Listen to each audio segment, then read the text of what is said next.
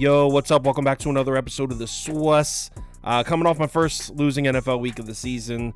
Top bets went 4-1 on Sunday. That was the highlight. We dropped about a unit and a half. Don't get me started on college football. What the hell is going on there? I mean, I started off the season so hot, 4 straight weeks, but the last 2 weeks, I am getting murdered in these midweek group of 5 games. Like, I cannot buy a win in these midweek games, man. All I have to say about that is thank God for playoff baseball, because Toast is absolutely on fire right now. So I've been tailing his picks, and that has been covering my college football losses the past few days, but that needs to turn around soon, because that's starting to get frustrating. But we got Thursday Night Football. Let's talk AFC West. Broncos at Chiefs. Chiefs laying 10.5 points at home here. Total sitting at 47.5. Let's roll. Welcome to the Source. The Source. Source. Hey, get the Source. So the early public was coming in on the Chiefs, but it's actually evened out now. In fact, it's slightly leaning towards the Broncos a little bit, not much. A little bit of sharp action in on Denver as well. Line hasn't moved at all from what I've seen. I've seen it pinned at 10.5 this whole week. So as I'm sure you saw, the Jets beat the Broncos last week. Nathaniel Hackett got his revenge on Sean Payton for saying he did a bad job coaching in Denver, whatever the hell he said. Stuff is so dumb. I mean, they're trying to turn the NFL into WWF wrestling with that. If Sean Payton shows up at Nathaniel Hackett's house with a baseball bat and takes the windows in of his Ford Explorer, that's news. That's what I want to hear about. But you suck at coaching. I mean, who cares? That being said, it's definitely a bad look for Sean Payton. I mean, the Broncos are now 1-4. They're 0-3 at home. One of their losses came by 50 points. Denver's defense is 32nd in overall DVOA. They're also dead last against the pass, 31st against the run. The Broncos defense could be the worst NFL defense that we've seen in recent years, to be honest. After holding the Raiders to just 61 yards rushing in week 1, Denver has allowed 877 yards on the ground in their last 4 games on 6.8 yards per carry. That's like Bethune-Cookman versus Miami numbers. That's Mercer versus Ole Miss. I mean, that's terrible. The Broncos have now allowed 938 rushing yards through their first 5 games. That's the most any team has allowed through 5 games since the New York Jets back in 2002, 21 years ago. And because of this, Vance Joseph has no choice. He's being forced to overcommit to try to slow down the run, and they're getting cooked through the air as well. I mean, opponents' passer rating, they're dead last. They're dead last in yards per attempt allowed. Dead last in completion percentage allowed. The Denver Broncos defense is allowing 36.2 points per game, which is dead last in the NFL by 4 whole points. They're allowing 450.6 yards per game, which is dead last in the NFL by 45 yards. Now, the good news for the Broncos is the offense has definitely taken a step forward from last year, without a doubt. Under Nathaniel Hackett, they were 28th in overall offensive DVOA, 26th passing, 24th rushing. They were averaging just 16.9 points per game, which was dead last in the NFL.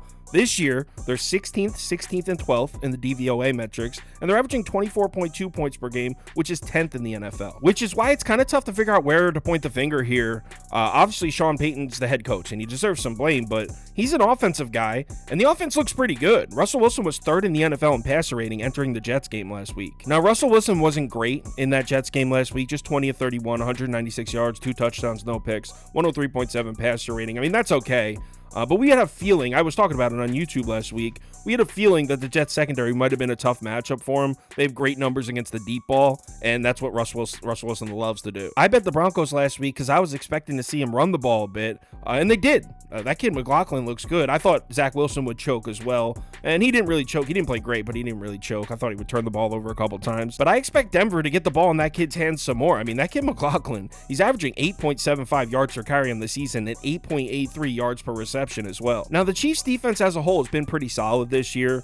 But as always, they're vulnerable to the run. The Chiefs defense have been built like that for years now. They're 11th in overall DVOA, 10th in pass, 18th in rush. And if you look a little deeper, you can see the weakness against the run a bit more. Kansas City's defensive front is just 25th in adjusted line yards, so that defensive line isn't getting much push at all in the run game.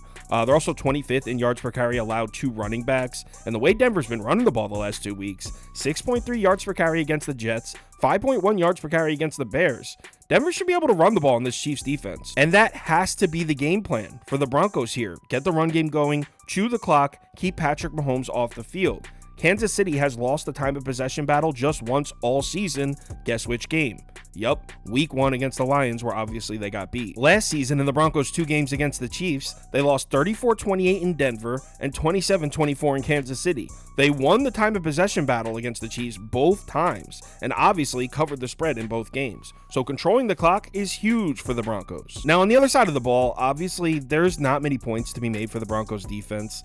Chiefs offense definitely doesn't look great. In fact, if you take out the Bears game, Mahomes has actually struggled. Just 6.7 yards per attempt, 6 touchdowns, 4 picks, 87.2 passer rating. Those aren't good numbers. I mean, Mahomes hasn't been that good outside of the Bears game. But the Broncos defense is so bad. I mean, Andy Reid can literally just hand the ball off to Pacheco and use Mahomes out of play action if he wants, and still probably move the chains without a problem in this one. Chiefs have been running the ball well, too, by the way. They're 9th in rushing yards per game, 10th in yards per carry. Now, when it comes to betting trends, if you take a quick glance at the history between these two teams, it looks like Kansas City is dominated. And I mean, they have. The Chiefs have won 15 consecutive games against the Broncos. 15 straight wins. But the Broncos are actually 4-1 against the spread in the last 5 and 3-2 against the spread in their last 5 trips to Arrowhead. So the Broncos have been covering the number against Kansas City. Before I get to the bet, I do have an underdog pick'em for this one. It's a 3-pick, so it pays out 6 times. I got Patrick Mahomes lower than 268.5 pass yards. I think the Chiefs are going to run the ball a lot in this one. Russell Wilson higher than 19.5 rushing yards. If you notice, Russell Wilson's been scrambling more than usual, and he's been having some success doing it. And Isaiah Pacheco higher than 16.5 rush attempts. Like I said, it's a 3-pick, so it pays out 6 times. If you don't have an Underdog Fantasy account, it's available in any state highlighted in this map. So just go to Underdog Fantasy, the website, or you can download the app. When you make your account, make sure you use the promo code BET. BET. That'll get you a deposit match. So if you deposit $100, they will give you a free $100 to play with. As far as what I'm betting, this absolutely sucks.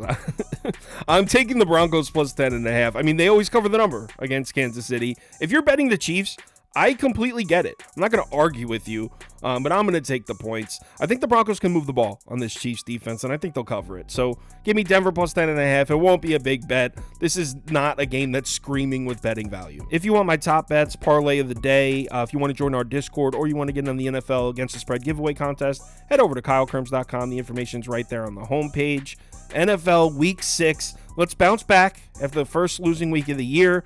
Let's post up a green one, and hopefully college football turns around. Jesus. Good Lord. But let's get back on track. Remember to bet responsibly, and I'll talk to you in the Discord.